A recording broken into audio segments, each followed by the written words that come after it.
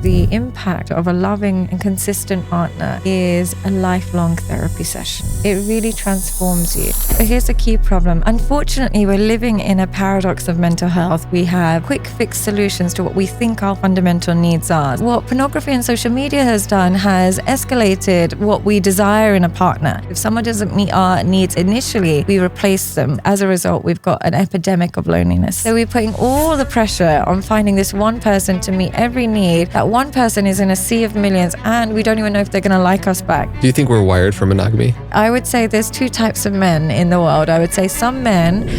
So I don't know if I fully agree. Tell me, what do you think? I know we want the best, but why do we want the best in terms of aesthetics? Why not we want the best in terms of treatment? Shouldn't your full potential be somebody who loves you and worships you and wants to be with you? The joy you get from choosing a woman who's truly attracted to you, who truly wants to be with you, is a irreplaceable feeling.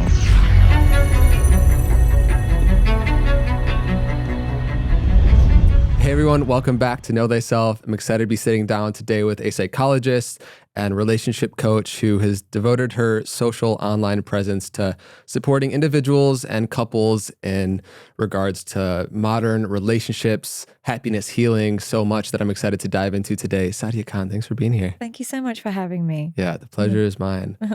Let's dive right in. We live in a very interesting time. We have this fundamental need for human connection and intimacy. How do you see, through the lens of mental health, juxtaposing really our need, our intrinsic need that we all have for connection and intimacy versus modern society's infinite access to fickle and dopaminergic substitutions for intimacy? Unfortunately, we're living in a paradox of mental health. We have quick fix solutions to what we think our fundamental needs are. So we've been told we know what we need connection, but instead of connection, we've kind of created a society which breaks down connection and artificially inseminates connection in all ways, shapes, and forms, whether that's through social media, so you no longer have phone calls or face-to-face conversations and actual intimate connections. Instead, you keep in touch by just seeing pictures and videos and breeding a bit of jealousy rather than connection with the people you truly love, or breeding a bit of judgment with people rather than actually connecting to them. Or if you're craving emotional intimacy with the opposite gender or with the same gender or with partnerships, you have dating apps which kind of sever the investment required for relationships because everybody becomes disposable. Everybody seems like, we judge them as shallow and superficially. And even just everything in life, we're supposed to practice the arts of, in order to breed connections, you need skills like investment, patience, commitment. But we've got fast fashion, fast food, deliveries, everything that's creating impatience in a human being, which then we take that skill and apply it to human connection, which essentially means if someone doesn't meet our needs initially or immediately, we replace them. And as a result, we've got an epidemic of loneliness. We have this biological need, obviously, that's evolved for human connection. So many of these things. And like we were just speaking to, modern society is giving us these quick fixes, but that give us that momentary sense of dopamine or satisfaction, but doesn't ultimately fulfill us in the way that we need to have a healthy mind and healthy body and like sustain that for like longevity wise. And so there's many different forms of this through social media, TikTok, pornography that really create the solution to what then becomes a problem. And so when you're a coach working with individuals and you're supporting people that are struggling with that, whether it's addiction to social media, men with pornography or whatever it is, what do you do to help them actually move the needle and then come back into relating with those healthy forms of connection? I'll be honest with you, I'm struggling myself. Yeah, I will be very honest with it because here's the key problem. Children are addicted to pornography. It's not an adult problem. It's a children problem. So they usually are young, playing video games.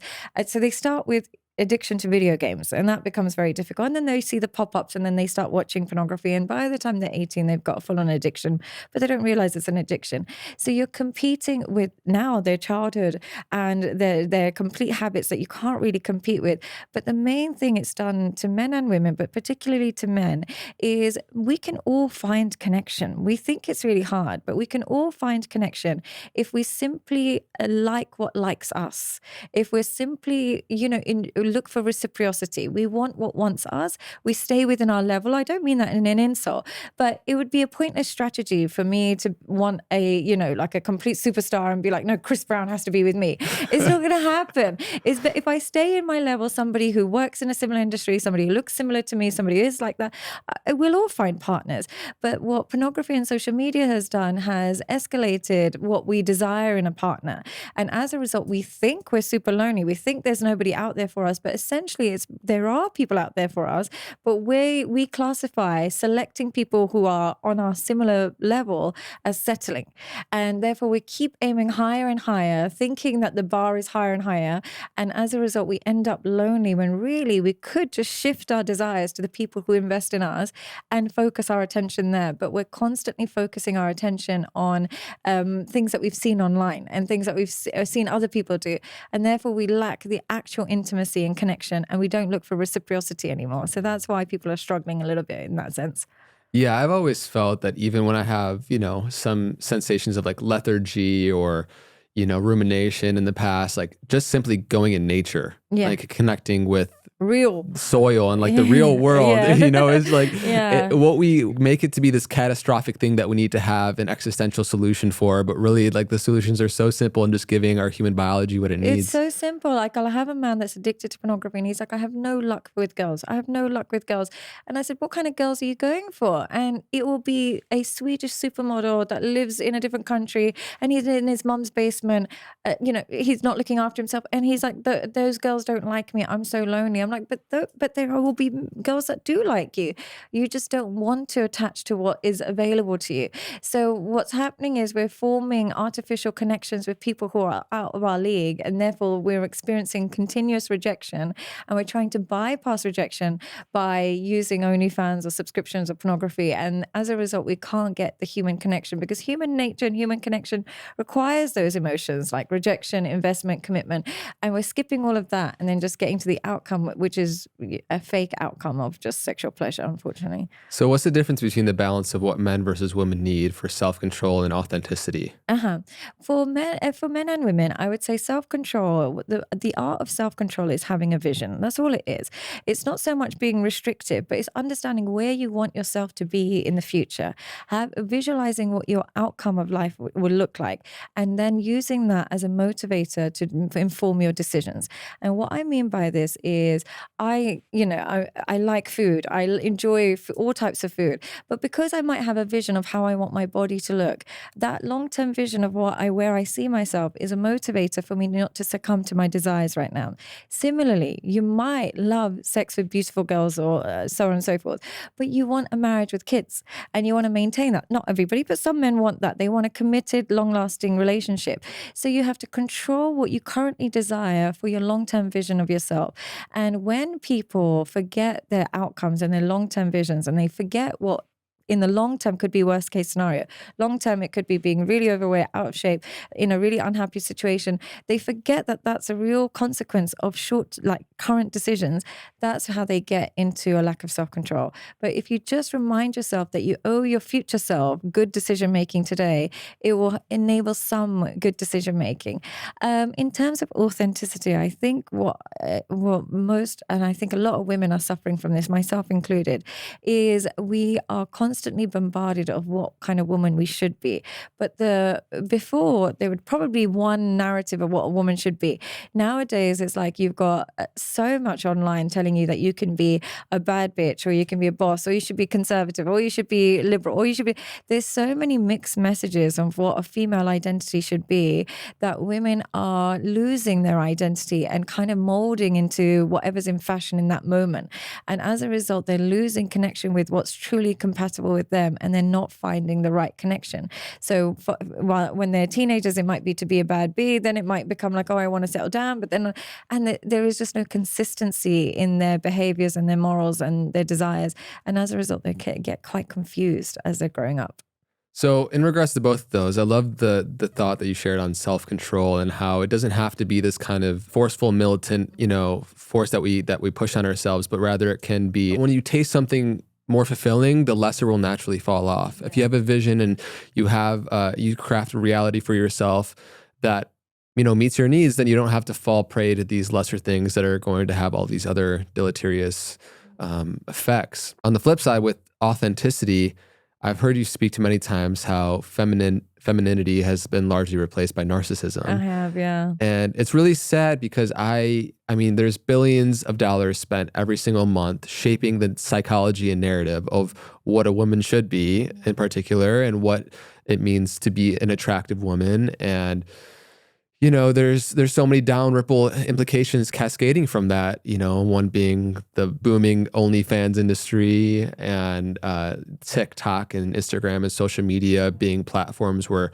women are seen and in many ways rewarded for being scandalous. And like I think there's a lot of beauty with the sexual liberation Mhm. and giving yourself the freedom to explore those things. At the same time, I definitely really worry about what it's doing to the psychology of little girls. Yeah, and here's the flip. Here's what I'm noticing more and more. And I've been in a bit of a cocoon. I'm Pakistani. I'm from a different culture, and so on and so forth. But as I'm working with more and more clients, I don't put the onus on women of why narcissism has grown so much. I actually think that men have become scared to hold women accountable. They become scared of that. And what I mean by this is, I had a client earlier today, and he had some indiscretions in his marriage. They've been married 25 years, and he was caught texting. I mean, he didn't do a full-on affair, but texting is enough to annoy a woman, so I understand. But that meant he had to share his location wherever he went. She had access to all his social medias, and she had all his WhatsApp and whatever it is. No problem. I'm not saying there's whatever works for you. But if it was the other way around, and a man had access to all of her socials, he would be seen as toxic, he would be seen as insecure, and she would be within her rights to be like, arrest him. He's driving me crazy. It's just that the things that the parameters are not the same anymore. Even men are scared to kind of say their needs to women nowadays. They almost have to pander to them so much that I worry about them. I think they're largely confused as well. In this society, it's very easy to shame what we actually sexualize. And Yeah. those are two opposing energies, like where you want something, but yet you put it down and it feeds the cycle of it. What do you mean by you shame what Like you you could sexualize? see a woman posting, content pushing towards her OnlyFans account or whatever. And you, as a man, you might find that attractive and sexualize it. Yeah. At the same time, you're like, you could shame it because you Yeah, think and that shouldn't be doing it's it. bad for society and all these It's a different things. conflicting need because you're getting their core desires and then showing them it all the time and then reminding them they're disgusting for wanting it. And it's a bit strange. It's a mixed message. So even the women that expose themselves, they will still shame the same man for actually being into her and being like, So it's such a blurred line. But what I would still say is, I still put the onus on men why women are becoming narcissistic, and I give my own example of this. And this is going to sound like I'm super jealous, but I'm not saying it in that way. I'm in a unique position where I can help millions of men online and so on and so forth. But I look at my subscriber rate and I look at like all my subs, and it's still minimal compared to a woman that would show all her body. And I start to think that's not women's fault. There's very few content creators. The followers are men. Even somebody like Jordan Peterson, who's dedicated his whole career to supporting men. I would argue there are some OnlyFans creators who earn more than him, who get more followers than him. So as much as women are becoming narcissistic, they're responding to the male investment. Males are still investing in all of these women. Their followers are not females. Their subscribers are not females. So I actually think a tiny subgroup of women have become really narcissistic. Majority of women are not content creators. Majority of women are not online. But that tiny subgroup has got the rest of millions, a majority of men on a chokehold. So it's almost like there's so many good women in the world, so many, and they struggle the most in relationships, where the narcissistic women have it the easiest. They have men on tap whenever they want, however they want, subscribing to whatever they want. Now you try and meet a good, wholesome woman who just wants a good relationship. She will tell you she downloaded a dating app. One guy after the other let her down. She tried to get into a relationship. He was found talking to other girls, right? She tried to connect with one guy, but she saw that his Instagram was following a bunch of naked models. It put her off. So if the good women are suffering with this and the narcissistic women are making a killing from being like this, we also have to look at where men are rewarding female behavior. In terms of modern dating, what do you think of that difference between viewing dating as this kind of like this capitalistic machine where you're viewing like if somebody's worth you based off of what you have versus more of some like the intrinsic qualities that you value and find alignment with that would actually, sustain a relationship long term. I think it is changing. I think there was a far more emphasis on intrinsic values for men and women. But I think over the course of becoming a bit jaded by going on lots of dates and not working out, women have now started a movement of being like, look, chances are we're all going to end up a bit divorced, or we're all going to end up a bit jaded. I'd rather be divorced with alimony and a good lifestyle than divorced and then broke and not knowing how to look after my kids. So they're slowly indoctrinating women to become more extrinsic. Again, I'm not blaming them. I just think this is what society's doing. And they're learning very quickly to get the best out of men, to get the most resources out of men. You have to lead with sex. You have to lead with appearance. And as a result, you're creating very shallow connections. So I do think, unfortunately, society is pushing men to just provide resources, women to just provide beauty. You're both stealing energy from each other, but not contributing to each other. And as a result, we're getting a few broken souls. I wouldn't say that's the majority, but I do think that's the majority of online behavior. Yeah, I don't think it's the majority of offline behavior, but online, that message is being reincarnated again and again. Yeah, I've heard you say that modern dating is like preparing for divorce, essentially. Essentially, because all the skills and tools that you need for divorce is what we're practicing. So we're learning how to, clap back. We're learning how to get into shape if you break up. We're learning how to get back to practice detachment and, how to recover and how to keep backups in case this goes wrong. So we are entering, and I'm not saying that's necessarily, in honesty, sometimes I give advice and I say to people, marry the person that you can divorce. And what I mean by that is choose somebody that if worst case scenario happened and if a divorce was to take place, this person is still a reasonable and flexible human being. Don't choose somebody that you love very deeply, but if God forbid you got on their wrong side and you got a divorce, you'd be devastated for the rest of your life. So I'm a contributor to this terrible message, but it's only because unfortunately these are the skills and tools that we're constantly being embedded in our behavior. How to recover from a breakup, how to move on quickly, how to make sure that how to get make your ex regret it. It's all this kind of preparing for the worst rather than preparing for the best. How do you discern and distinct between what's authentic boundary that you want to uphold because it's in alignment with your values versus trying to control behavior versus, based out of an insecurity? Okay, here's the thing that's tricky with values. Everybody on paper has the same values and they all sound great. We all think that we want kindness, we want connection, we want someone who's good to our family, we want someone who'll be a good parent. But I think a lot of people are in denial about their true values. And what I mean by your values is what do you invest most of your energy in and what is your behavior telling you? So some men will come to me and say, I want a really good woman. I really want a good woman. I want to settle down. But they're paying for escorts and that's who they're primarily dating. And they're falling in love with these escorts and, they're being played. And I said, but that's your values you have to look at your behavior. Do an inventory of your behavior and ask yourself, what am I actually rewarding the most in the opposite gender? Who am I rewarding the most? Am I rewarding the person who's kindest to me, who's the most loving to me, who's the most soothing to me? Or am I rewarding somebody who makes me feel unseen, who makes me feel unworthy, or somebody who I just find super attractive, someone who gives me money? What am I actually rewarding? Who am I actually spending most of my time with? That will tell you what your values are. Don't just pretend you have these really great, strong values. Once you've done an inventory of your values, if you don't like them, then you have to change your behavior. It's not just a mindset. A lot of people think my values are, I'm just going to change my mindset. I'm going to watch a lot of men do this. They might watch a bunch of Andrew Tate and be like, I've got a new bunch of values. And they go, but it's like, but what is your behavior? Like, where is your behavior going? If you're thinking a certain way, but your behavior is not aligned to that, it's not a value, it's a delusion. So constantly look at your behavior as an indicator of your values.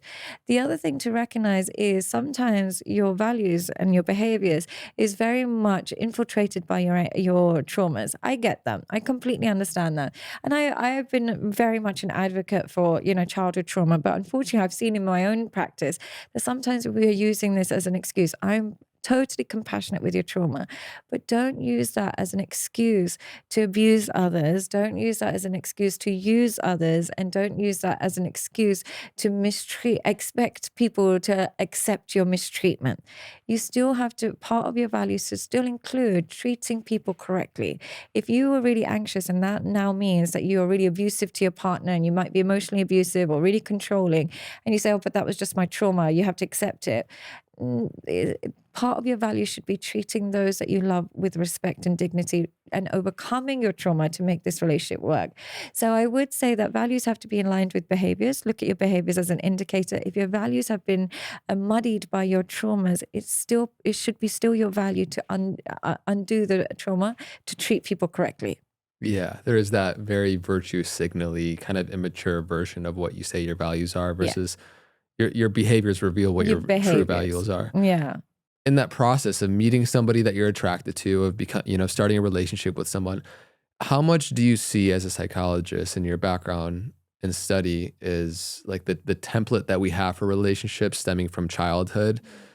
What are the key things that we can become aware of as to what our coping mechanisms, attachment styles, like these things that really inform how we relate and how we forgive when working with people? Like, does it always just come back to that? Well, you have to ask yourself, what do I do when I'm at my worst? How do I treat my partner when I'm at my worst? We're all good at our best. And a lot of people are like, oh, but I love her because at her best, she's fantastic. Or he's so great at his best. But really select people by what they're like at their worst, because this will reveal your coping mechanisms. And so if at your worst, you figure out that you get abusive, physically, you get abusive, then you're not ready for a relationship. And similarly, if you find that at your worst, you can be emotionally abusive, a bit aggressive, this is not, you're not ready for a relationship. Select people who at their worst, you can handle them. And not accept it, but can you handle them at their worst? Do not go into a relationship editing their behavior based on just what they do at their best. When I always say to people, take your partner's worst behavior and imagine it gets 20% worse for the rest of your life. Would you still be with them? If the answer is yes, look, my partner, for example, is a very boring person. He's a boring man. He'll come home, watch Judge Judy and go to bed. That's his life. Now, if that gets worse and he progresses to Dr. Phil or something, I could probably handle that. Yeah, I could probably handle that. But if it gets to the point where, let's say the deal breaker is he's hostile, he's aggressive, and is verbally aggressive. Now, if that gets 20% worse and he starts being verbally aggressive in public, or he starts being verbally aggressive to kids or something like that, I don't know if I can handle that for the rest of my life. So take people with their worst behavior, I'm not saying end it, but just be realistic with yourself. If it gets about 20% worse, could you maintain this marriage or relationship? If the answer is, yeah, I mean, they're a bit annoying, they're a bit messy, but if they got 20% worse, I can take that. It's not the end of the world. But if it's like, I'm hanging in by a thread right now, if they even get 1% worse, I won't be able to handle it. Do not increase your investment with that person. You will regret it. So just be mindful of that. What do you think about traditionally, as a man gets older, what society views as valuable kind of tends to increase, meaning his success, the money he makes, all of these things. And traditionally, what society views women as kind of their value is in beauty. And unfortunately, it's mainly just like external beauty. As time progresses, as people get older, those are kind of going at an inverse rate, meaning the man kind of his stock continues to go up and a woman's would go down in that metric. Now, I believe that there's so much more to obviously a woman's beauty than just the fit. But what do you think about that in terms of the problems it creates when relating and dating? The problem it creates, essentially, here's what I would say. The problem is with, I think pornography and Instagram doesn't help. But the main thing that I find with men as they age is their sex drive doesn't decrease. And for a woman, it's more her sex drive decreases so much as she gets older and as she gets children and so on and so forth. So the craving for more women younger usually comes when that need is not being satisfied. So I think what happens is men are relatively consistent in how much sex they want for the rest of their lives. Yeah, if they said 3 times a week at 15, they'll say that at 65. It doesn't change. For women, it's kind of like they don't have that. They don't really have that experience. So what ends up happening is, as a man ages, he feels like he's providing more to the family. He's doing more. He's more valuable, but he's receiving less sex as he gets older from his partner, and it's his for men. A lot of the time, that's their form of appreciation. So they're feeling like, I'm getting more valuable. I can have more options. I'm choosing to commit to you, and I'm not getting the one thing I need. And they're like, okay, fine. I'm going to go and like kid at a candy store and go elsewhere and go find it. The problem is, whichever woman you choose, her desire decreases. She could be 20 or she could be 50. As they get more connected to you, their desire decreases. So I think the mismatch is not just only on the external values, but also on their experience with sex. I do think men who have a happy sex life tend to be relatively okay with their partner forever. But those that feel deprived in that area really crave to go back into the dating pool, access a younger, more beautiful woman, just to get that feeling again. And I'm learning that more and more, working with more clients, how consistent it is for them and how much they want it. But at the same time, they're afraid to have those confrontational conversations with their wives, because society and everybody kind of makes us feel like it's a bit toxic to ask that from your partner. But I do think if we are sworn to sexual monogamy with somebody, it is your right to at least have those discussions and ask for what your needs are. But a lot of men are afraid to ask that, and then they end up going elsewhere and breaking the laws of the marriage. Do you think we're wired for monogamy? I think we're wired for connection. And I would say there's two types of men in the world. I would say some men are very monogamous to their wife, whoever she is. Like if they're married, they can stay married. They're committed to that vow, and they can be loyal to her for the rest of their lives. Other men, I think majority of men, are loyal to the woman they fell in love with. If she stays that woman, he can be loyal to her forever. If she stays that woman. But if she changes aesthetically, emotionally, sexually, if she changes, the polygamy in him starts to kick in. So I think loyalty, some men are loyal to the woman regardless of her behavior. Some women are loyal to the woman they fell in love with. And you just have to decide which kind of man you are. And if you are the type of man who's going to be loyal regardless of whether she changes, doesn't change, marriage is really good for you. Yeah, it will stabilize you. It's really good for you. If you are the man that is loyal to the woman you fell in love with, but if she gains weight, if she has kids, if there's no sex, you're going to stray. I'm not saying don't get married, but communicate the importance of her remaining similar to the woman you met in order for you to stay monogamous. I think it's a kind of insane proposition though, because there's no way any woman or man can stay the same as they will when you met them. It's such an unrealistic expectation.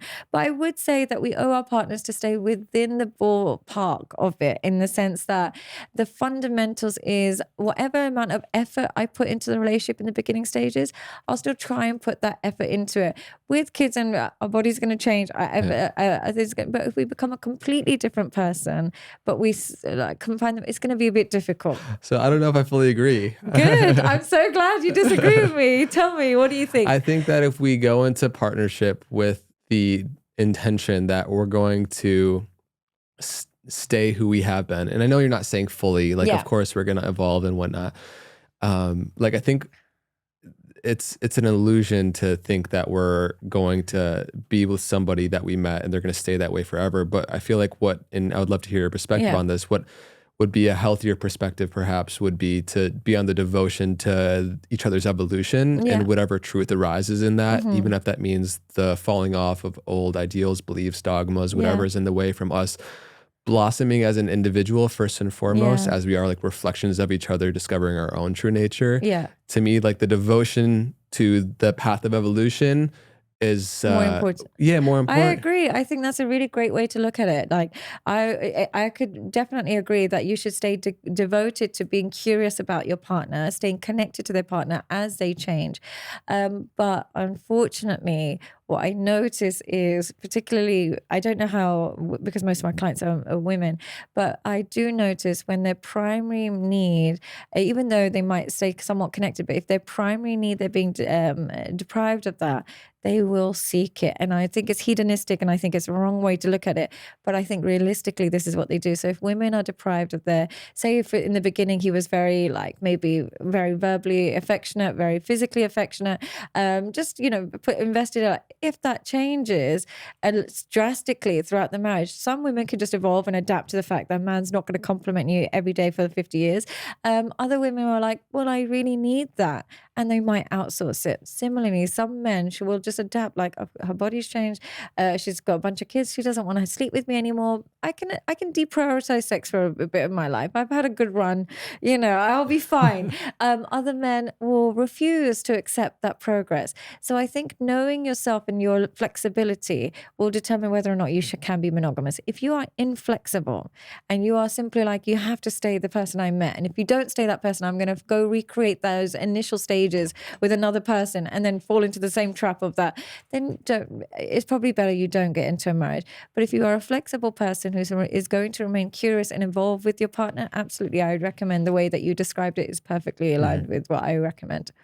So what do you think about this kind of revolution of liberation or liberal movements in terms of dating? As a woman, also, there's this big fulfillment that comes uniquely that can be filled in other ways, but you can't have the same experience, obviously, of having a child and building a family, which a lot of women, and not every, there's a whole, bell curve of where people land on this. And there's, of course, outliers in every case, but it's such a uniquely fulfilling aspect of what it means to be a woman, I feel.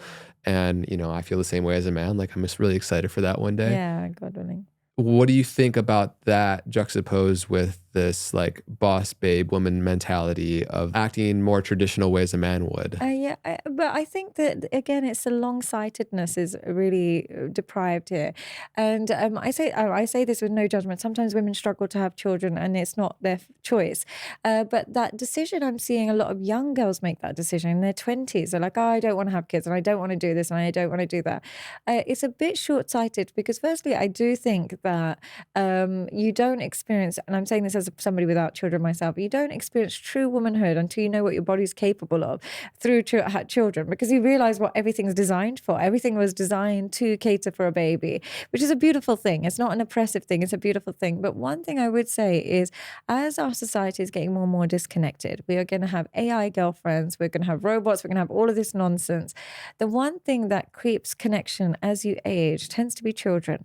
You probably see it with your own parents, and I see it with my parents, is that there's some relative human connection that is almost everlasting if you're, lucky enough to have good parents. Some parents are not like that. But if you are lucky enough to have that, that there's the one form of connection you can count on. You can't count on your partners. You can't count on your friends and stuff. But children is almost an insurance policy against loneliness. Now, to completely disregard that and be like, no, I never want to have kids. But the fun life that you're enjoying in your 20s and your 30s, you're not going to be able to pick up and go on vacations at 60 and 70. And there'll be a time when you get to the weekends and all of your friends will be taking their kids to play and all of your friends will be married, or you don't even have friends anymore as you age and stuff. And those choices you made were quite short-lived. So I do think to each their own, whether you want kids or not want kids, but an almost shaming towards having kids and it almost becoming a trend to not want kids is still hedonistic. And any culture or any society that's claiming that you should live a selfish life and it shouldn't be in the service to others, and whether it's children, you're missing out on a lot of a human experience. I know it's the most selfless and the most exhausting experience, but I think it's good for the human soul to live a life that's outside of their own primary desires, and children really force you to do that. So I think it's good for everybody to have an experience in life where they're in a service to others, and there's no better service than children. Unless the outliers really get that, like they really sit with it, of course, and have that clarity of, or they have an alternative way of serving others. Yeah, For sure. maybe they have like a career similar to ours, or they adopt, or they invest. But just purely hedonistic is dangerous. But I think if your alternative, your plan B, say if you can't have children, is to volunteer or dedicate to others or heal or help, that can fill that void. But I do think it's a human need to give to others and dedicate to others. What do you think about the pressure of the biological clock for women? Because I definitely see it's a point of contention that is really, I have so much compassion for it. Matthew Hussey, we were just talking about, he gave that example of like, if the same pressure was put on as a man, like you have to achieve all your dreams and become a millionaire by like 35 or 40 or whatever it is. Otherwise it's off the table forever. What that would do to the psychology of a man. It's obviously not the same, but it kind of points in this direction of this pressure that, this window or you might desire that. It's horrifying. Yeah. Yeah, it's really horrifying because there's a time pressure, and then some women will drop their standards in what they want in a partner simply to have the baby, which is, I'm not judging that. I think that's totally fine if that's what you want to do. If you want children, no worries. It might enhance the chances of a broken home, but sometimes the baby's worth, the stress of that. So I understand. But at the same time, I think women, what happens then when here's how you kind of cope with it a bit better. My recommendation always to women is sometimes they'll get to 40 and 41 and 42 and they will still be like, no, I want to have kids. I want to have kids. And they're like, kind of fried with that mentality. I think the better thing to do is as you get into your late 30s, be totally and utterly aligned with a plan B. If plan B, let's say, for example, you're not having children, it's not happening, and you haven't found the one or whatever it is, you find an alternative way to live your life that would still be somewhat fulfilling. If you don't have that and you haven't found your partner, you will slip into a slow depression. Yeah, it does do that to you. But if you have a plan B, that plan B might be, okay, I decide to adopt, or okay, I'm going to date somebody that already has children, or I'm a bit flexible with what I want to do with the rest of my life, then you'll be okay. But if you have no plan B and it's just stuck on having children, you will suffer. Sometimes I'll meet women who are like in their mid 40s and they're like, oh, no, I'm still trying. I've got IVF and they're putting their body through so much. Whereas if they just let go and thought, I'll grieve that idea I once had and now look for a plan B where I can still fulfill my potential, I think it's better for their mental health than just forcing something that's not happening. Yeah, there's obviously the pressure of the time, but then also if women have like a really high standard of who they want to be with, I could see how settling would lead Yeah. to a broken home or potential divorce or things that you might not be totally stoked on in the future. Well, here's the thing. If you value having children more than having a relationship, just pick somebody who would be a fantastic co-parent. If worst case scenario happened, they would be a fantastic co-parent. If you're focusing on the partner and he might be a businessman, but you see that he's always away, he's never home with the kids, he's not got that kind of, he's not stable, but he's just high value and you're having a child with him, you're going to struggle a bit. So change that to, if you're in that position where you're having to decide between children and a partner, choose what somebody that you could not perfectly, but you could effectively co-parent with, if that's your end goal. But if your end goal is a partner, you can focus on the partner side of things. But if your end goal in life is, I'd rather have a mother than I would be a wife, if I had to pick one, then focus on their ability to co-parent. Some women, what they'll do is they'll focus entirely on like how good a guy is to him, but he might have children that he neglects, or she might have children that she doesn't really pay much attention to. But if they are already a parent, pay attention to how they treat their children, how much of a priority their children are. If they deprioritize their children, do not go in. You can have children with them, but have low expectations of what those children mean to them in their life. Do you think that the energy of seeking a partner and like trying to, I guess, fulfill that need externally, do you think the act of that energetically brings it in closer or pushes it away? I'm always curious about this, and I'd love to hear your take on it. In my personal experience, I always found that it pushes it away. But I do know women who are like, I want to get married and have a baby, and they would go on like 100 dates on Tinder and make it their mission. And sometimes it would work. So I'm curious, what do you think about that? Maybe you know a little bit more than me, because I always saw some women would treat it like a job, and they'll say, I'm going to go on 50 dates. I'm going to make sure I find my husband. Every guy I get with, I'm going to ask him, what's the plan? If it's not there, bye. And they almost treat it like work. And I've seen it pay off, but I also, for me personally, I found that very draining, and it kind of ruined the authenticity of connections because you're viewing it through the lens of like almost like an interview. So I'm always curious which works better. What do you think works better? I just really don't think it can be a one size fits all because there's just such a big spectrum. And I could see how just having a sheer numbers game approach of the more people you meet, the more likely you're going to find somebody who's in alignment with you. That also being said, like, I believe there is this like vibrational or energetic component as well when you kind of find that sense of home and non-neediness within yourself, which I understand can be so difficult. And I can't So even put hard. myself in a woman with, for example, the biological clock issue. It takes inner work to find that kind of self-satiation in a way. But to me, that as a man is more attractive. When a woman's really in her body and is regulated and is at home within herself, that to me screams maternal energy. That to me screams somebody that I could, settle down with. But do you think a woman that kind of like creates a relationship and pushes a man towards a relationship is like, okay, all or none kind of, do you think she's more likely to get a relationship than the one that's just take it easy, see how it goes or whatever it I think is? she probably is more likely to get the Yeah, relationship, I but it think might so. not be in alignment with, I Yeah. guess, the longevity of somebody who's aligned. Because I saw someone, it was a Dr. Orion, he said like when men want sex, what they'll do is they'll push for it. So they'll have dates which might involve alcohol, they'll have you close to their home, they'll kind of curate the environment that pushes you towards sex. Similarly, if you want a long-term relationship, you have to kind of curate the environment. So that might mean like phone calls, asking for a label, yes, it might push away some guys, but it might just get you might filter out the wrong guys. So it may work. It just depends what you have the energy for. Yeah. Some people just don't have the energy for it. Some people are really up for the challenge and they'll do it.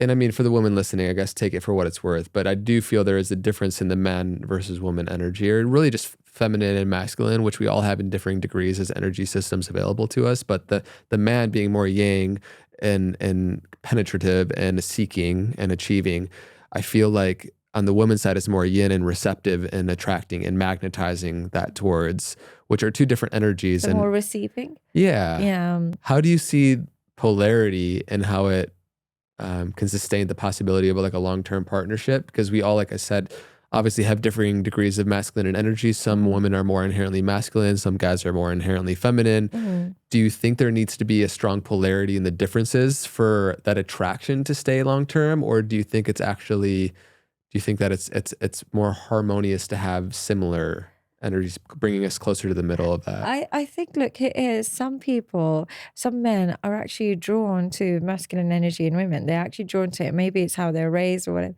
Similarly, some women need that feminine energy in a man because it helps them feel safer and it helps them feel connected. So it really does depend on the connection you've had. But what I would say is masculinity and femininity, the key with both masculinity and femininity is that you're not faking it. Yeah, I do think the importance is you don't select a partner that requires you to fake that energy. Choose a partner that's aligned with the energy you bring. So if I had to really pretend to be a lot more feminine in order to attract a partner, it wears off. Yeah, eventually it would wear off. Similarly, if I had to pretend to be more masculine, whatever, it would wear off. So it's better to select somebody who is aligned to your levels of exchange between the masculine and feminine than the ones where you have to pretend. So I see, and I feel a bit bad because I see a lot of men, especially since the Andrew Tate movement, who are trying so hard to be more masculine. But the problem is it's not authentic. It's not coming naturally for you. So maybe you can lean into your more femininity instead of pushing for the more masculine. Just lean into who you truly are and then select wisely rather than trying to push to what you're not. So I would say that we all know where our balance lies. We all know roughly where we are. Try not to fake it till you make it. Instead, just embrace your level and look for a compatibility. What are some of the other like prominent green flags in terms of having a partnership or relationship that lasts, and how we position ourselves, and when we start to get into a connection with somebody, and like what are some of the other things that you really see have like the possibilities to make a relationship thrive long term? Perspective, I say, is a really important component of a long-lasting relationship. And what I mean by that is having a partner who has the ability to view the same scenario from the perspective of their partner. If they can only see the world through their own lens and they are unable and really rigid to see how you might feel in a situation or how this situation might impact you, they will become an impossible partner to resolve conflict with. They'll become an impossible partner to have a long-lasting relationship with, and there'll be no compromise. But if you have a partner that we all see things naturally from our own egocentric perspective to begin with, but usually over time they can understand your perspective, over time they can understand your point of view. What it does is it leads to a balance and compromise. So I think somebody who has an inability to see their partner or people's perspective in general is a real red flag, whereas somebody who can do that quite naturally, it's a huge green flag because it then enables all the other traits that are required for a relationship, such as compassion, forgiveness, in conflict resolution. It enables further traits. So really making sure you choose a partner who is able to see the world through both yours and his perspective. And as a result, they'll also respect you in your absence. If I don't have my partner's perspective, I will go do what I want when he's not around, because it's like, oh, I don't care if he's there. But when you have a mentality where I understand this would upset them, I understand this would be disrespectful, you start to monitor your behavior in a way that would be respectful to them in their absence, because you care about their perspective. So I'd say perspective is a really important thing to look for in a partner. I would say that another thing to really bear in mind when you're getting into relationships is just being very aware of your deal breakers. A lot of people will overlook their deal breakers because of the things that they like in the person. They might look a certain way, they might act a certain way, and as a result, they're overlooking their deal breakers. For whoever you are, let's say your deal breaker is loyalty, let's say another person's deal breaker is financial, another's is appearance, whatever it is. Whatever your deal breaker is, if you see signs of it appearing in this person, instead of begging for them to change, ask yourself, can I accept this deal breaker? Or if I can't accept this deal breaker, I should reduce my investment. But don't marry or be or invest in somebody that has all the deal breakers and then force them to change it or expect them to change it. Either manage your expectations or let them go, but don't commit to deal breakers. I think there can often be this romanticization of someone's potential versus accepting and acknowledging what their real patterns are. So, in connection and meeting somebody, what do you see as the difference there, and how we can not just fall in love with the potential of who somebody can be, which of course is exciting to see what somebody can grow into, yet at the same time, someone's real patterns that are so ingrained, uh, unless they're devoted to the path of evolution, are unlikely to change deeper in partnership. This happens to people who go into denial a lot. There are some people who just naturally go into denial with most things in life. And it might have been a childhood coping strategy. Maybe they had parents that were actually quite not nice people or a bit abusive, but because because they might have had no alternative perspective, they had to believe their parents were perfect, and they had to believe their siblings are really good. Even though on this, there might be some objective issues with that parent. So what happens is when they meet somebody that they fall in love with, whatever their version of love means, what part of the love means is ignoring all of their problematic behavior and going straight into denial. And as a result, they will fall into love with their potential. And they'll use the word he's got potential, but really what they're doing is they've created an image of who this person should be or is, and they've attached to that image, and they will deny reality at all costs to maintain that connection. I'll have clients where they've caught the woman cheating red-handed or the man cheating red-handed, and they'll still say things like, oh, but he would never do that. They'll still say she's not like that. It would have been, they still make excuses. There's no problem with making excuses if that's how you want to live. But then you have to just accept that the behavior that you caught them doing is going to continue. If you're falling in love with potential, what you're really doing is falling in love with your own delusions. And those delusions can exist in anybody. You might as well just choose a new person to experience those delusions with. But falling in love with potential is really, really setting yourself up for failure. It's better to just accept them for who they truly are, rather than going into denial of who they've shown you who they are. It can be a painful realization to see how you've been loving the perception you have of your partner versus actually connecting and loving with who they actually are in their core. Look, here's the thing. It's really soul destroying when you have this false perception of your partner and you find out they've got a whole secret life behind your back, and you can't believe they've duped you into this, and you can't believe they've hurt you like this. But I would say that when you fall in love with your potential imagination, the person that hurts you doesn't feel much guilt. And the reason why they don't feel much guilt is because they feel like you didn't take the time to get to know the real me. Yeah. You didn't fall in love with the real me. You fell in love with your own imagination. And therefore, I don't feel that guilty about hurting you because you think you fell in love with your own imagination. They almost feel like it's okay. They feel guilt-free. So I think it's really important to make sure that whoever you've chosen to fall in love with, you remain curious and you ask the right questions and you make sure that you're falling in love with the true them. If you're not falling in love with the true them, you're falling in love with their mask, and they won't feel guilty if they let you down then, because you haven't, in their mind, they're going to see it as you haven't taken the time to get to know the real me. You don't love the real me. And therefore, I don't feel like I'm truly hurting you because you don't even know who I am. So it creates a power imbalance when when you fall in love with your imagination, because the person stops feeling guilty for hurting you.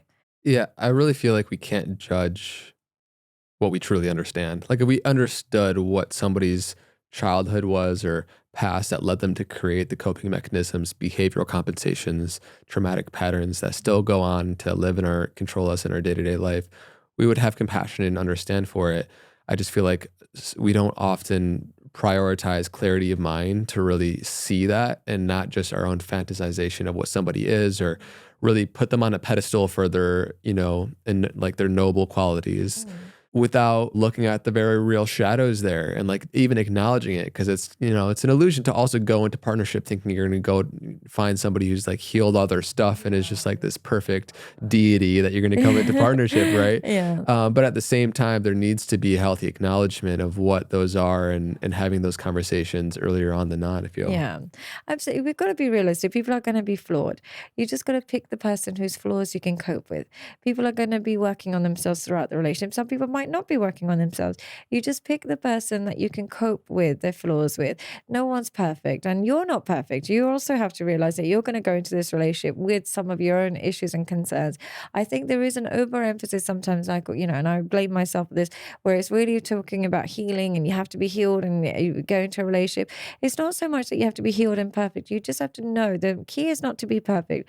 The key is to know that your partner is not responsible for every bad feeling you're having. Sometimes those bad feelings pre-existed before this partner even came into your life. You might be having an overreaction to their behavior simply because they're triggering something in you. Or you might find yourself forgiving a partner for a lot of abuse because you've been in the habit of that. So it's just understanding that it's not so much that your partner has to be perfect, but just understanding your reactions aren't entirely caused by this relationship and being aware of when they're triggered by this relationship and when they're triggered by a previous wound. Sometimes it might be the relationship and sometimes it might be a wound. It's just knowing where to place the blame when it occurs. The huge issue has to be we're living in an unprecedented individualistic society where we're just trying to, I guess, find a partner that meets your needs, which is obviously important. But I feel like a perspective shift, and I'd love to get your perspective, is finding somebody that's worthy, that you can devote your life to increasing their well-being, to find somebody that you actually want to be in partnership with because you love giving to them and helping seeing them flourish and blossom, not just because you feel like it's gonna, of course there's a reciprocity, but like finding somebody that you really want to pour yourself into. Yeah, and I think that it stems from the household. I think, unfortunately, individualism has meant that even in your own households, particularly in London and stuff, they'll have a relationship, even with their own children, where you might have to pay rent at a certain age, and then you encourage them to be as independent as possible. And like, we're not going to come and save you. You got to do it all yourself. The problem is, a child learns from a very young age, it's every man for themselves, and as a result, it becomes difficult for them to be truly like invested and altruistic in their relationships and give.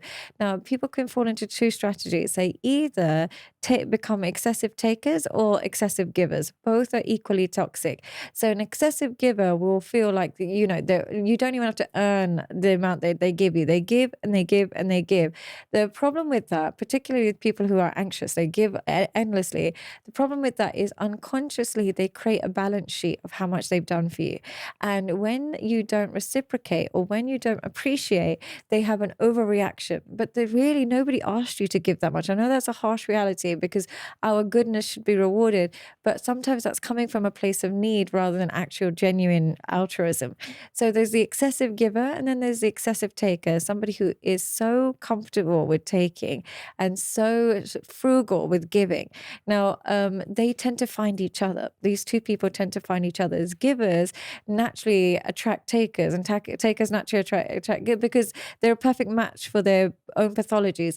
The key is to always, you can't make people give more to you. Yeah, you can't make that. If I've given to you and you're not giving anything back, the worst thing I can do is continue to give as a way of role modeling.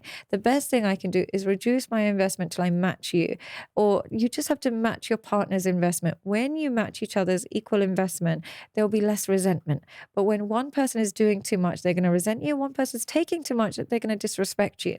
So you just have to match each other's investment, I would say. It really feels like there are two sides on the same coin, Yeah.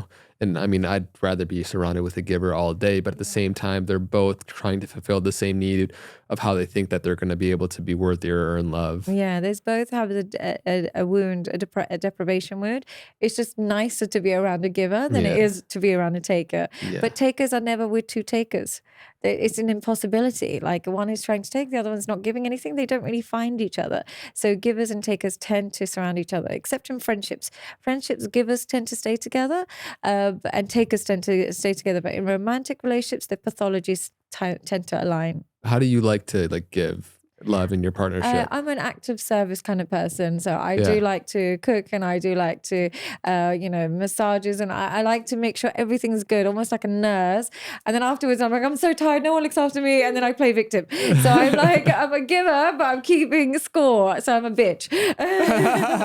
So I would say that acts of service come very natural to me. It doesn't bother me in the slightest. And I'm constantly aware of what this person might need or whatever he needs. But at the same time, I can play martyr. When I'm triggered, I'm like, see, I do so much. So I hold it against in the long run. So that's why it's almost like you have to take with caution with me because I'm a bitch. Yeah.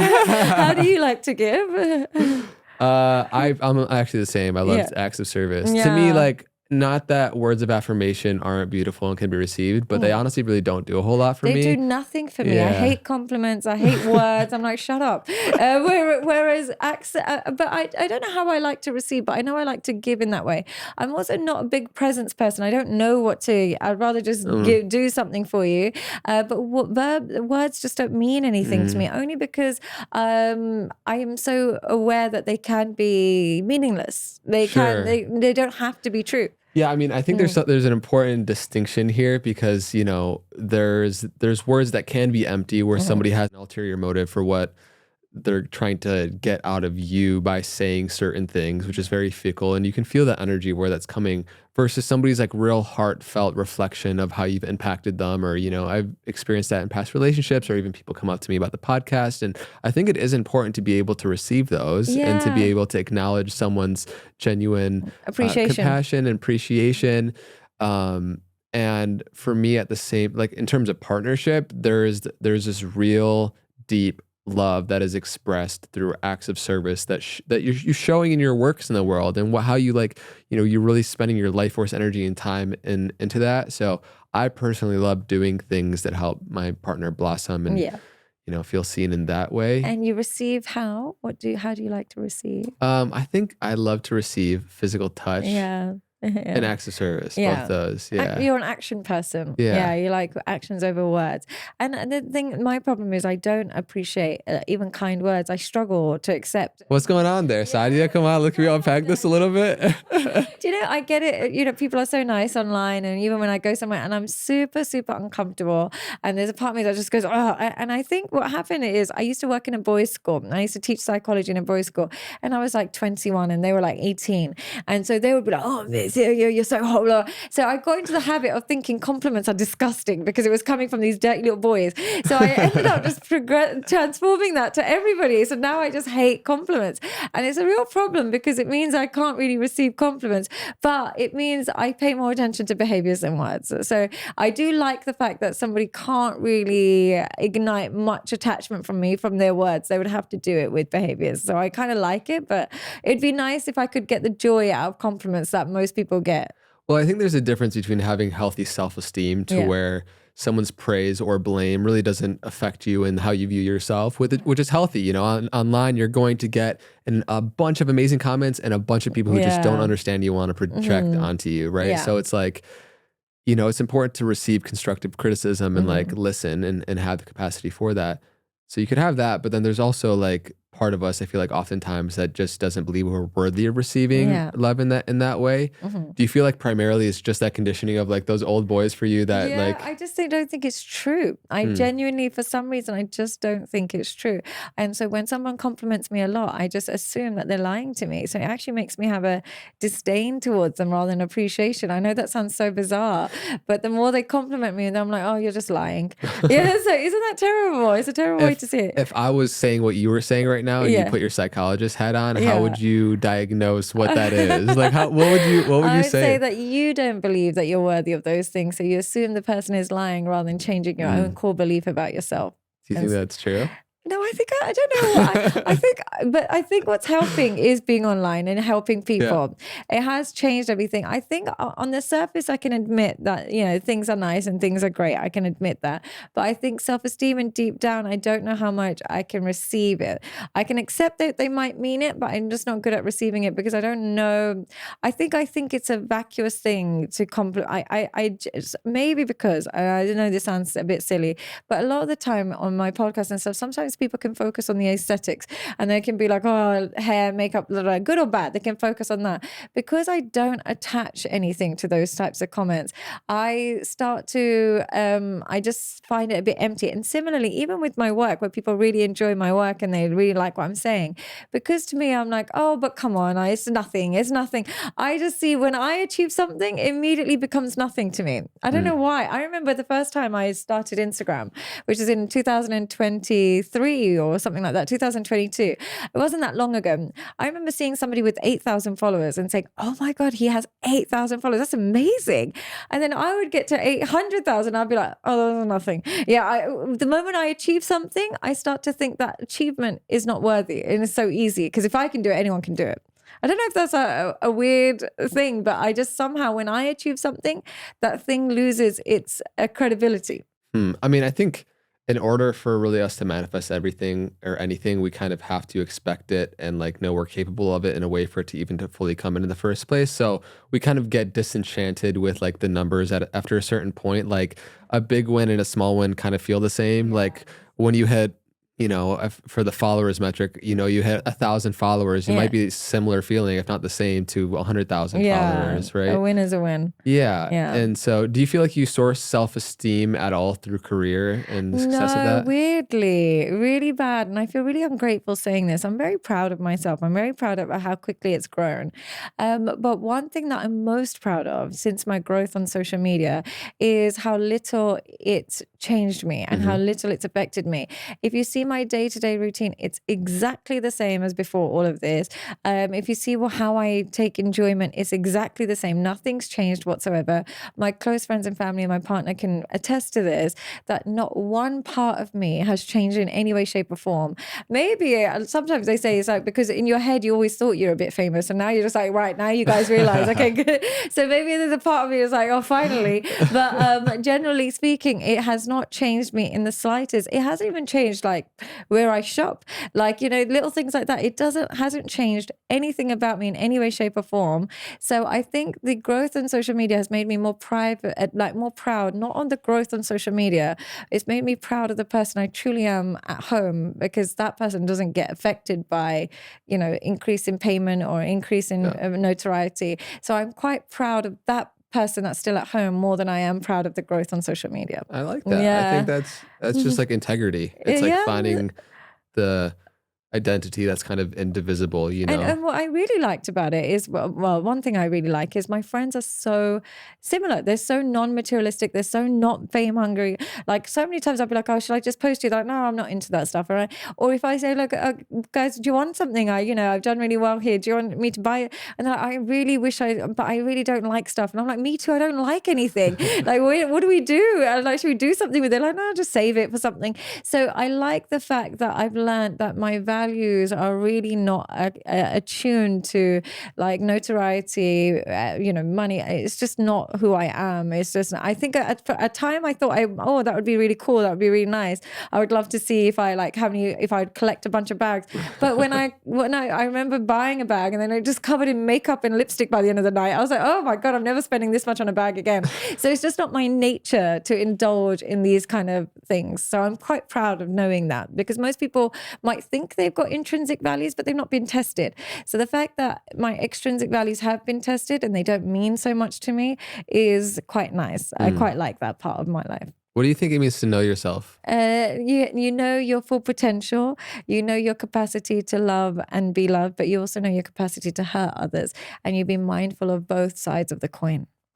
I think that second part is really important because you can't really trust somebody if they don't have the awareness of what their ability to fall prey to their own shadow, you know? Yeah, They your don't. ability to hurt.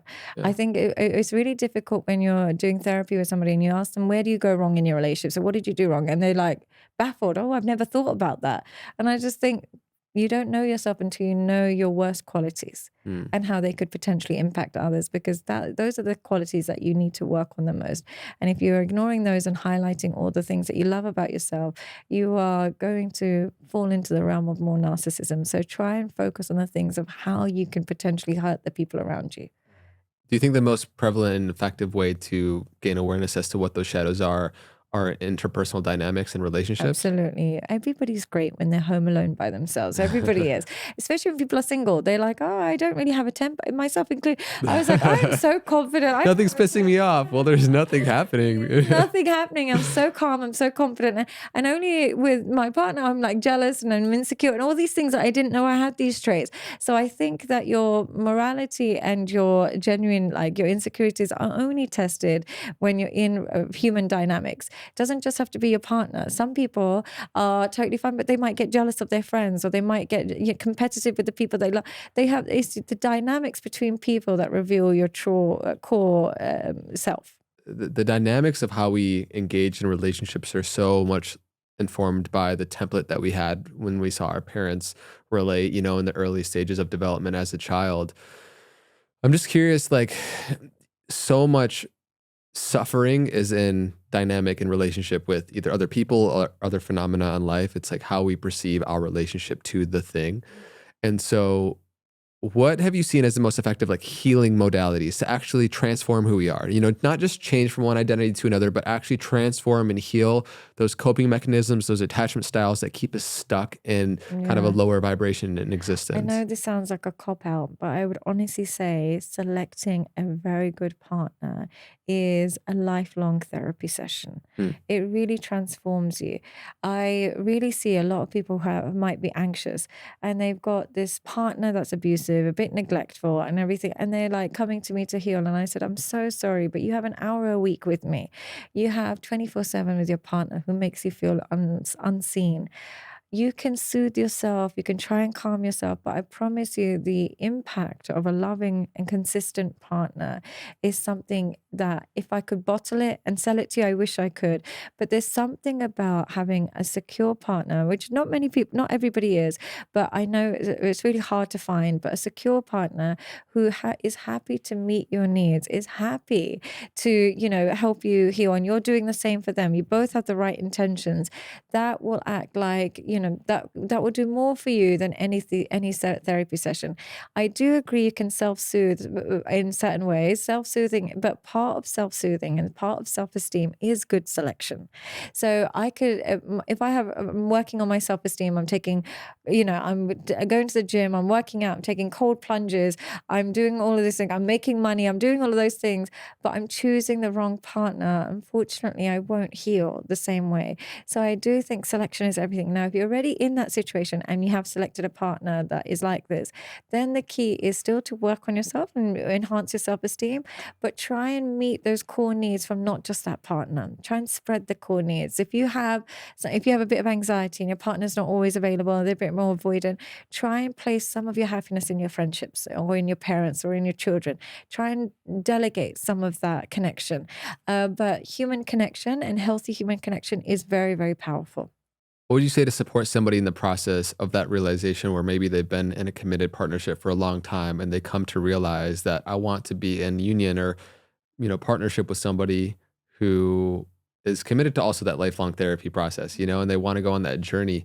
But they then have to let go who they're with. In the process of separating and breaking up with somebody where oftentimes there's so many familial, financial ties, things that just make the whole process much more difficult. The courage and strength to be able to go through with their intuition on that process. How do you support someone with that? I would just say to them, look, it's very, very difficult to break all those investments, and it's really, really heartbreaking, and it's a very difficult task. But the main thing is your goal in life is not to be with this person. Your goal in life is to have a healthy relationship. If this person is providing you with a healthy relationship, absolutely invest everything, 2 feet in, jump in, close all alternatives and do it.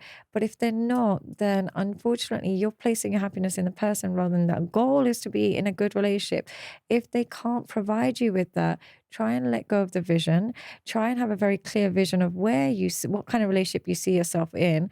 And whilst you have that clear vision, try and be happy for your ex. Try and be like, I know he's not good for me. I know she's not very good for me, but we're just so not aligned in terms of this area.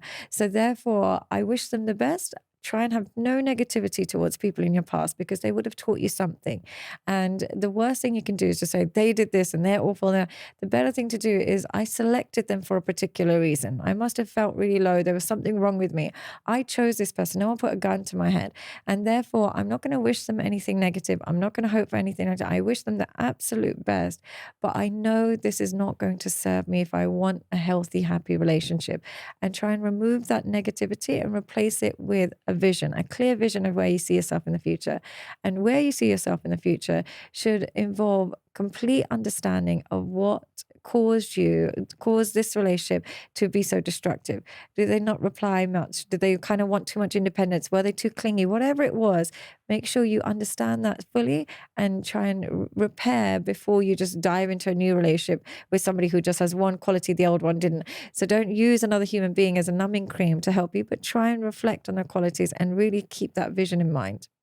Would you say that the biggest thing to discern whether or not it's worth either investing or leaving is somebody's willingness to go on that journey with you? Yeah, people's willingness to compromise. I think that's the main thing. Look, everybody has problems. I mean, myself and my husband, It's inevitable. it's inevitable. But the key is, when you express a need, is it met with, okay, I'm going to try, or is it met with, why should I? Go fix yourself. Go, you need therapy. If it's met with that hostility, that person's not going to change. They're simply not going to change. And other times it's met with, here's the key. Some people are really manipulative. They'll say, no, I don't want to change it. But then when you go to leave them, they'll cry and say, I promise I'm going to change. I promise I'm going to change. Look at their behaviors, not their words. Yeah. So if, for example, I express a need to my partner, forget what he says in response to it. But if I see his behavior's gotten a bit better, if I see that he's trying his best, it's not going to be perfect, but he's trying his best, he's worth committing to. But if I see somebody whose behavior has never changed, I always find them doing the same thing and then begging, saying that they're going to change. Well, it's their behavior you use as a indicator of whether or not it's worth staying and fighting for or not. Yeah. Do you think having attraction to other people while you're in partnership is a normal thing and natural thing?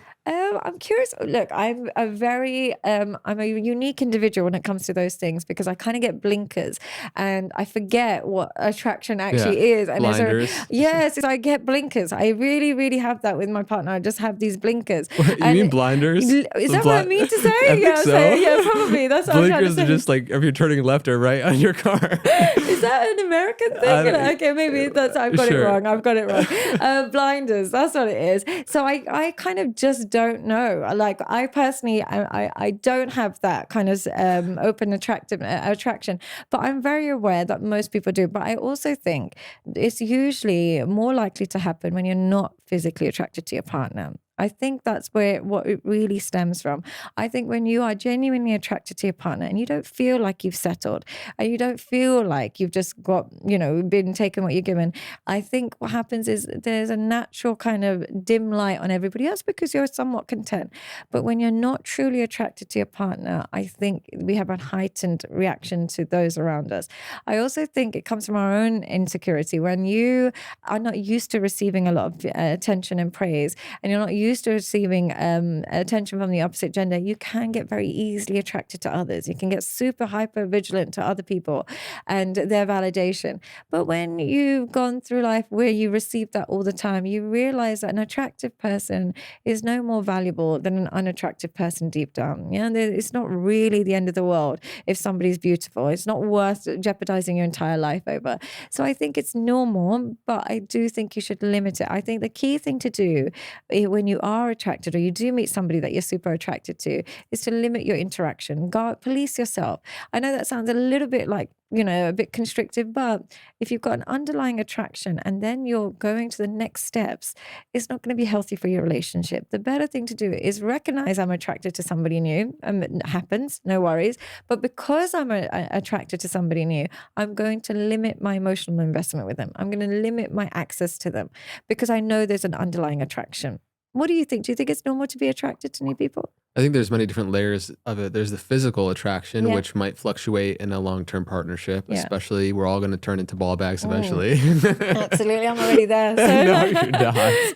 That's definitely not true. What I find attractive is of course the physical beauty, but even deeper than that is someone's presence, how somebody's values, their creativity, their maternal nature, how loving and kind their heart is. And I think that in partnership, the physical attraction may fluctuate, but as long as those are there and those are present, and hopefully they continue to bloom as somebody grows and matures as an individual, so too do those qualities of compassion and empathy and perspective and self-awareness. Like a lot of those things would grow too.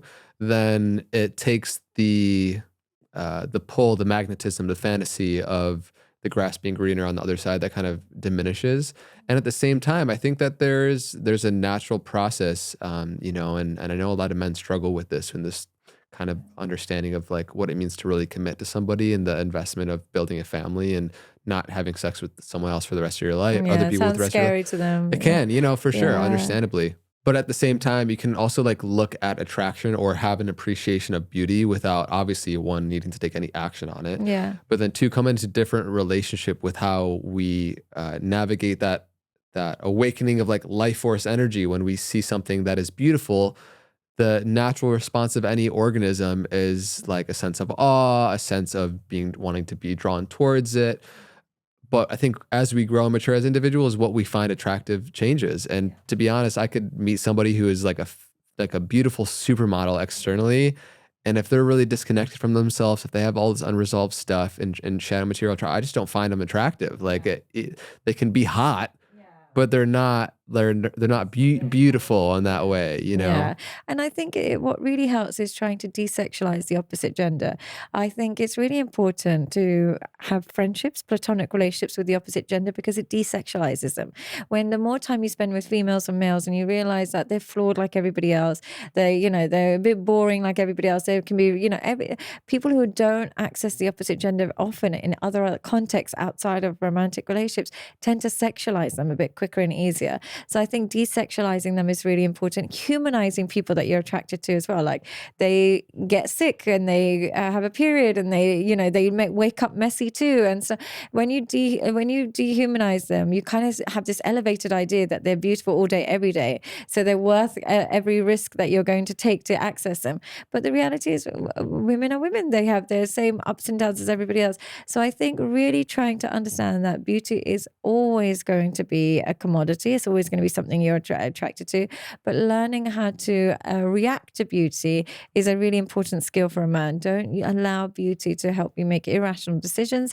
Don't allow it to be a form of self-abuse because you allow somebody, just because you're attracted to them, treat you badly.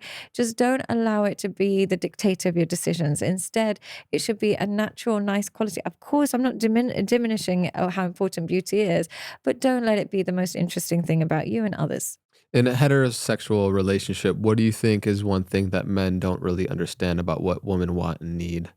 I think one thing they don't realize is sometimes what they say, they don't necessarily want as much freedom and acceptance as you give them. And what I mean by this is we will say, if you can't handle me at my worst, you don't deserve me at my best. And we'll say, you should love me regardless. You should love me unconditionally.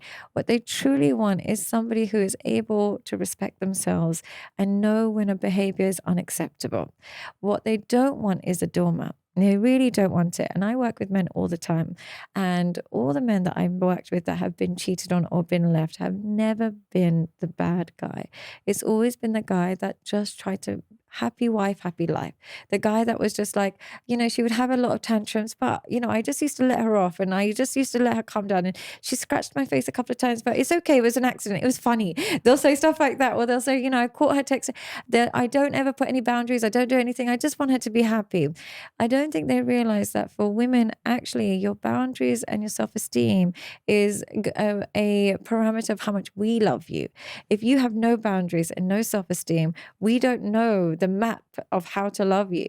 But if you know this is your willingness to walk away, these are your deal breakers, this is your boundaries, I can somewhat navigate how to love you correctly, and then I can navigate my own behavior. Nobody wants to be the worst version of themselves. Nobody wants to be with a partner that they can swear at, kick, do all of the. We don't want to be around that person that enables that. We want the person that we know if we even cross that line, he'd be gone. So I think one thing they don't understand is submission to women is not truly what we're looking for. We're trying to understand your level of self-esteem and self-respect. We love your self-esteem. We love your self-respect. Doesn't mean you become hostile and aggressive and be like, I don't tolerate this. It's just a case of, I love you so much, but this behavior I don't tolerate, and this behavior I can't accept. So when you work on this and fix it, perfect. But until that, I can't keep nursing your tantrums, or I can't keep accepting your unacceptable behavior. That kind of way of relaying your boundaries without being without punishing the woman is very attractive. Yeah, in a way, that's a sign of a man not respecting himself, which is unattractive. If they're like, going to allow certain behavior that women often sometimes do test the boundaries of. We all do it. And look, initially it feels like love when we are so rude and so disrespectful and so bad, and you forgive us. It feels like, oh, he must really love you. Yeah, very accepting. But later it feels like he doesn't love himself. Yeah. So it quickly turns to, oh, he must really love me, to, oh, he must not really love himself. And if he doesn't love himself, how can I love him? Do you think there needs to be a true leader in the relationship? And of course, they both, men and women, the dynamics might lead different aspects within the partnership. But in terms of like where we're going, do you feel like there needs to be a clear individual there? There Should be a clear leader. Of course, I would say like, a masculine leader should be there, but that leadership should be earned, not given, simply assigned by gender. And what I mean by that is, let's say I'm in a relationship with a man and he's like, I'm the leader, I'm the boss, you have to follow me. But he's dumb as a doornail, doesn't know what's going on, and he's, useless. But because he's a man, he thinks he owns it. And a lot of men do this. I'm the man, so you have to listen to me and you have to submit to me. But the submission comes from us seeing that you are a natural leader. And how we know you're a great leader is you make good decisions for you, me, and both of us long term. You make good decisions for us. But if you're not a good decision maker, if you're not a good problem solver, if you have no self-control, how can we just trust your leadership? So have that self-control, have that, problem solving mentality. And as a result, we will naturally let you lead. But just leading because you're the man won't work. Yeah, it will just make you insufferable. So on that note, then what's one thing that you feel like after working with so many individuals and couples that women really don't understand a man truly desires and needs in partnership? He needs sex a lot more than we want and need and care for. Yeah, it's really, really I feel like a lot of women important. might disagree with that and say that sometimes they're the ones that want. Yes, more. I do agree. But even in those cases where they feel like their man doesn't want it as much, he might be turning to pornography. He might be outsourcing it. I would be very mindful of a man that is not giving you the amount of sex like you would imagine a man to have. Be mindful. I don't mean to put any paranoia in your mind, but having worked with so many men all these years, the primary kind of thing that upsets, like their form of appreciation and love, they kind of want that first. They feel loved through that, and then they're a bit more happy to help you, happy to do. They're a bit more compassionate. It kind of is the route to accessing other kind of good qualities. But if he's not doing that, and you have a husband that's a bit asexual, either, I know this sounds horrible, but ask yourself, is he still attracted to you? And that's not your fault. Maybe you've changed a lot, or maybe you haven't changed and he's just, but if you haven't changed a lot and he's not doing that, is there any chance he could be outsourcing it? It doesn't mean another woman. It could just be pornography. But is there any chance he's outsourcing it? And if you are a man that's outsourcing it, it's not fair on your partner. It's really not fair on your partner. Another consideration too is just the genuine levels of someone's testosterone. As a man, I think it's somewhere around like the average 20-year-old has less testosterone than a man in his 50s, just a couple decades back. Is that what it's gone down to? It's horrible. So it's do you think the atrocious. younger generation, the men will be less kind of like it's a fact that the testosterone of young males has gone down that much? Plummeted significantly. So do you think they're more likely to be faithful?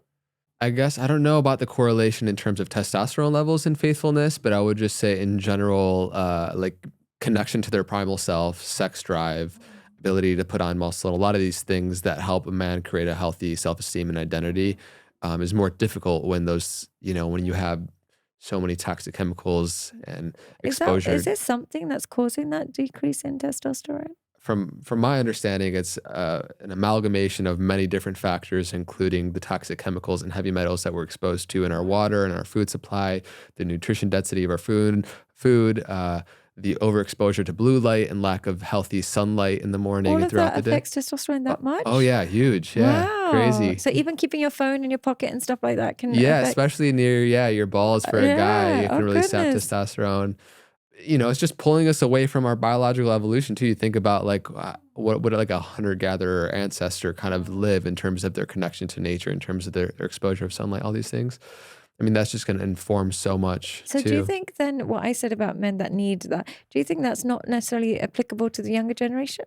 I think there's an aspect of that too, but I just think that it's not just young men, but also society at large is like we've normalized things that are really toxic and poisonous for our well-being. And then we try to figure out all these other remedies that really could be fixed, like we were speaking to earlier, by some simple, changes that nature would provide and that we've evolved to have.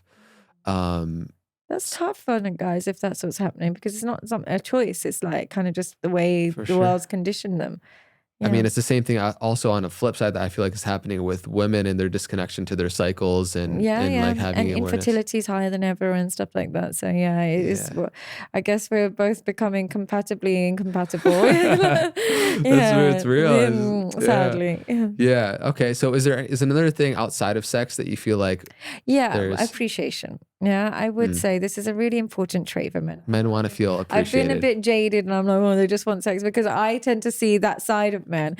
But really, do you think you're getting a skewed a pool of who you're working with? Super skewed. Can you not tell?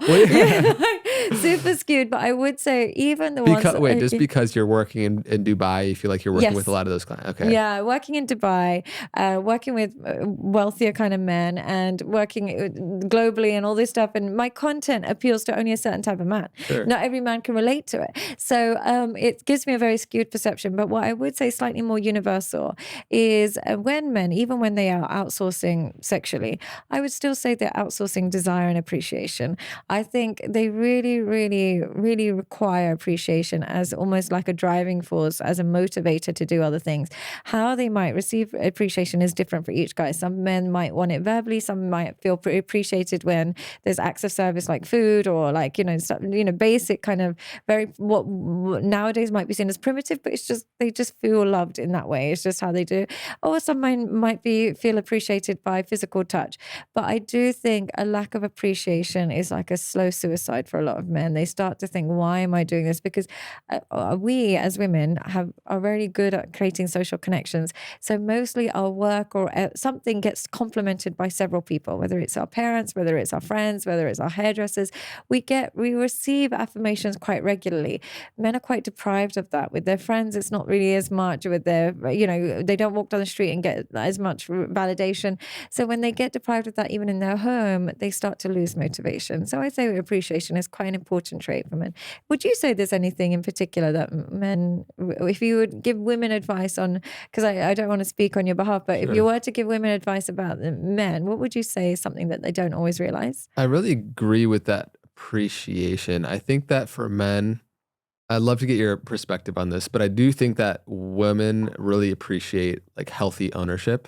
Like from a man, that in this boss babe psychology would push against, like I don't need to be owned by a man, but there's like a healthy level of ownership. They do like it. When there's a devotion, reverence to the feminine, then you want to protect it, you want to take care for it, and there's a great joy in being a provider as a man. Of course, I'm speaking more generally in traditional kind of male, female, And not being exploited, but providing because you're being a provider, not because you're being exploited. Yeah. Yeah. I think men, we just really enjoy being needed and being acknowledged for the fact that we're providing, and the dilution or dissolution of our own like masculine energy as men, and then also within women and their own femininity, I think is like decreasing that polarity, which we're becoming a bit androgynous, both men and women. Yeah, don't know if that's good or bad. Maybe that's great. I don't know. But it is like we're skewing, removing femininities from women and masculinity from men. Compatibly becoming incompatible or whatever you said. don't know what's happening to us. It'd be an interesting social experiment when like AI come and all this stuff. So that's a whole yeah, it's nother rabbit horrible, isn't hole. it? Yeah. It's So we'll see. crazy. Yeah, I mean, it's a separate tangent. Yeah. But I mean, I agree with what you're saying. I think that there's like that level of healthy ownership where a man wants to, like, when a woman lets a man be a man Yeah. and appreciates it and rewards it and doesn't try to be a man for him. And Yeah, because like I was online the other day and I saw some woman saying, "Oh my God, she is a male sympathizer," and I thought, what does a male sympathizer mean? Is like having sympathy for men? Is that a bad thing? And she said it like that, like it's the grossest thing in the world. And I just thought, are we supposed? Well, are we not supposed to sympathize with them? Why are we not supposed to sympathize? It's almost like a lack of appreciation for men has become the norm, and it has become the standard, and a lack of appreciation of what they go through, and even things like when it comes to cheating, when a male cheats, it's almost straight away narcissist. He's a narcissist. Okay? But when a woman cheats, there's still a level of empathy women have towards other women when they cheat and be like, yeah, but he wasn't really doing this for you and he wasn't doing that for you.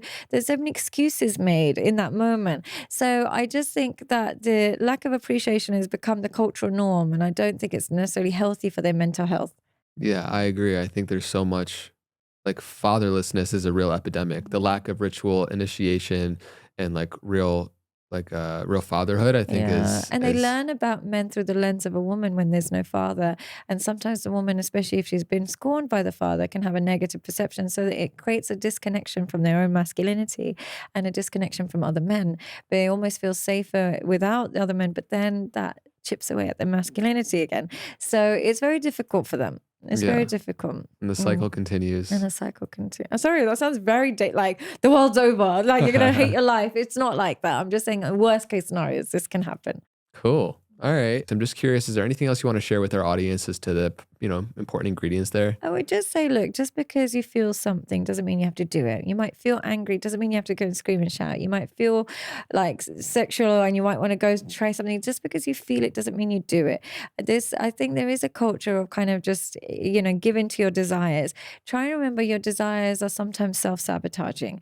Desires are not indicators of behavior. They're not directions. They're not instructions. They are just passing emotions. Sometimes desires can kind of hijack your thoughts, feelings, and behaviors. If you can get a handle over your desires, whether it comes to food, whether it's exercise, whether it's opposite gender, when it comes to money, if you can handle your desires, you really are like breaking the tie with the devil. It's really going to help you. But if you succumb to your desires the moment you experience them, unfortunately, you're going to become a prisoner to your lusts and your hedonistic desires. So if you can capture your desires young and you can really work on minimizing the impact of your desires and your decision making, you'll have a lot more success in your life. Oh, yeah. I think I will just add that there is like an ideal scenario is kind of merging our will or desires with sort of like a desire, the divine desire or divine will, where what you want is what life wants for you. And there's like a healthy kind There's a of, healthy balance. You just ask yourself, does this, if giving into this desire is going to lead to any shame, regret, or guilt, the desire is not worth it.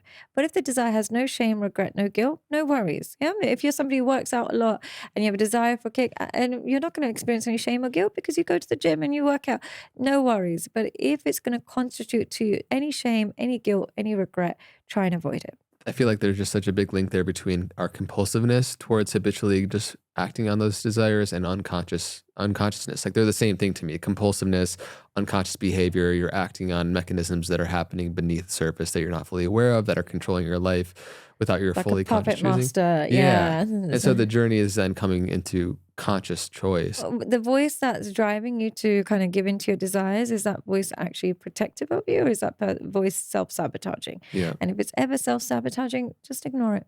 I Hmm. know I make it sound easy because it's very difficult, but try and at least be aware of him. Yeah, for sure. Awareness Mhm. has got to be that first step. Mhm. This has been fun. Thank you for having me. Thank you so much for having me. I really appreciate you. Yeah, it's Yeah. fun. I love diving into deep dialogue around all this, and so much of our fulfillment I feel like in life really comes from the relationship that we have with ourselves first and foremost. Yeah. And so I think a lot of important reflections that we had in this conversation will be helpful for people. God willing. Thank Yeah. you. Thank you again for having me. I really Yeah. appreciate you. Of course. Is there Yeah. anywhere people can find you or where you want to point people Yes, towards? it's the Sadia Psychology on Instagram, but if you just go to sadiapsychology.com, you can see all my services on there, or I have a Patreon with exclusive content. I do one-to-ones, and there's live events and stuff that you can also attend at any point. Amazing. Yeah. Last note I'll have, just I guess for the audience and everyone who's tuning in, is part of the beauty of having humanity is like the differencing perspectives that we all have.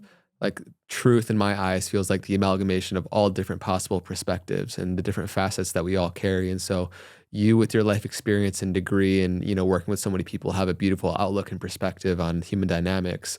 I have a slightly differing one because of my own experience, and everybody who's listening and has their own unique kind of perspective that adds to the greater whole. And so as much as I try to have these conversations that can be empowering reflections to support people on their own individual awakening process and then also relating with relationships, it's important, I feel like, always to just continue to have an open mind when, and I really appreciate and feel that from you too, that you're willing to have your belief system I shifted enjoy at it any only moment. because I trigger so many people online. I could literally go online and say water is wet, and they're like, "Fuck you, go die," and I'm like, "What is going on?" So there's something about me that just triggers the planet in a way that I don't know how or why, but I do think that it probably stems from something in the way that my perspective is not what they're used to. But if you actually listen to it, it's not that extreme. It's just not what they're used to, and therefore, if it's triggering you, just take a second to listen to it. Of course, you can by all means abuse me and my mom and my dad, fine, no worries, but that's not going to achieve your end goal of healing. So try and think, why is it triggering you? If it's not relevant to you, by all means, it doesn't apply to everybody, but if it is relevant to you and it's causing you some kind of pain, try and work on that pain rather than project it. Yeah. And anything that either of us said in this conversation or say outside of this conversation can immediately be faced with something that is also true in a differing perspective, and or it could be totally false for somebody. It could be we're totally aware that it could be wrong for somebody. It's just what we've seen, and this is just our perspective on it. Yeah. Beautiful. Well, everyone, thanks for tuning into this episode of the Know Thyself podcast. Let us know in the comment section below. We pay attention to see how it was uniquely impactful for you. And until next time, be well.